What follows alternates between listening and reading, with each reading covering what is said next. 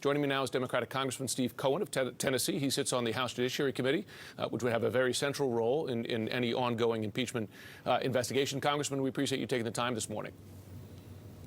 Nice to be with you. So you have the White House firing a shot across the bow here, refusing testimony.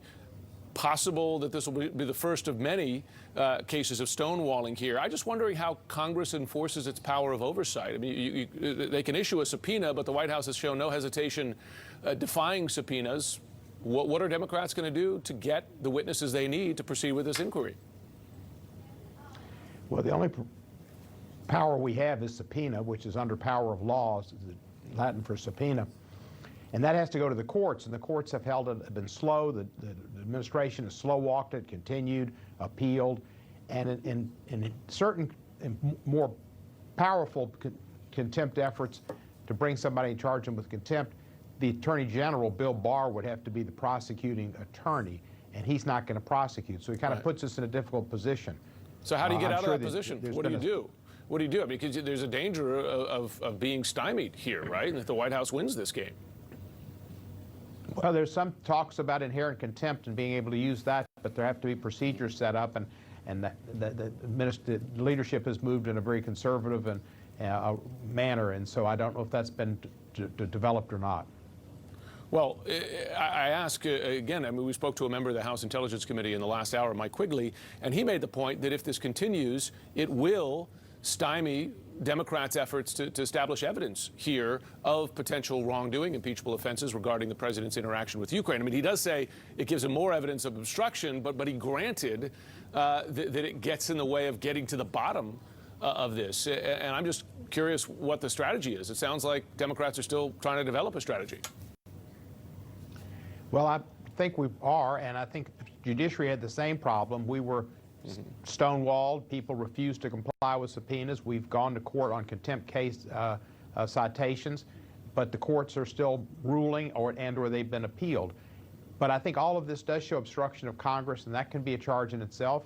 And I think that what they're doing is certainly contributing to obstruction of justice. And somebody who's not guilty, you know, Trump said during the campaign that people who plead the fifth are like the mafia.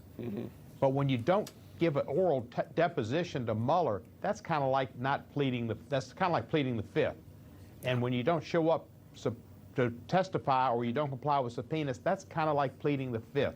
They are doing everything they can not to testify, not to be subject to cross-examination, not to have to testify to the American people and their representatives. That's indices of guilt. And overall, you can use that, I think, to show guilt, and that can come forth in an impeachment hearing. Okay.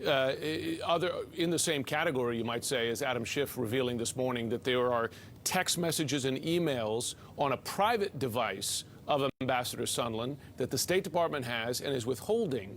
I wonder how central you think those texts and emails are, and do you have an issue with, I mean, just imagine what we were talking about in 2016, but using a private device for official communications?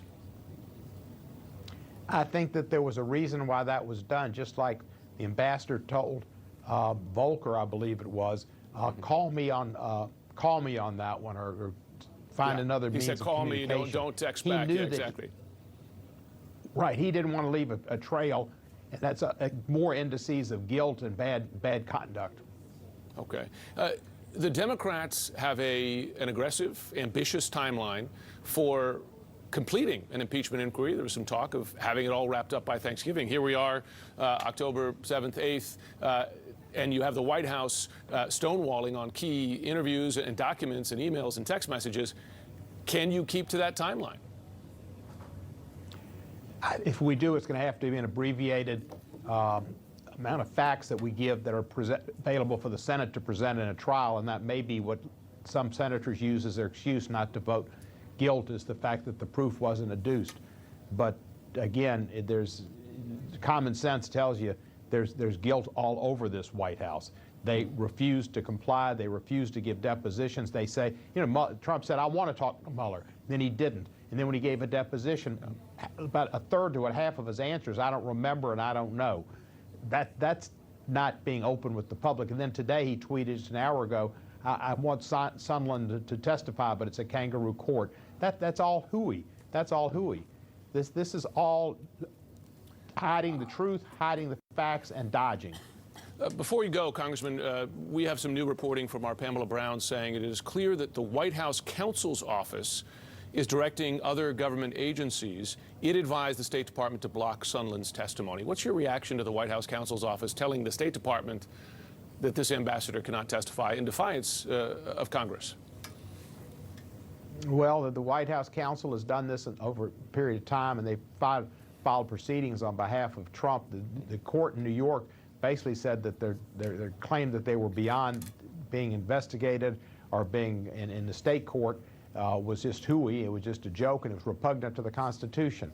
What we see and what we saw yesterday with Trump saying that he had the greatest wisdom and the most, in his infinite wisdom or great wisdom, some quote like that, we're seeing the Wizard of Oz being played out for the American public. He thinks he's the wizard. The wizard said he was the powerful and the great. He was the powerful and the terrible. Trump saw the Wizard of Oz once too much. He's more like the Scarecrow than he is the wizard. All right, or the man behind the curtain, Congressman Steve Cohen. Thanks so much for joining us this morning.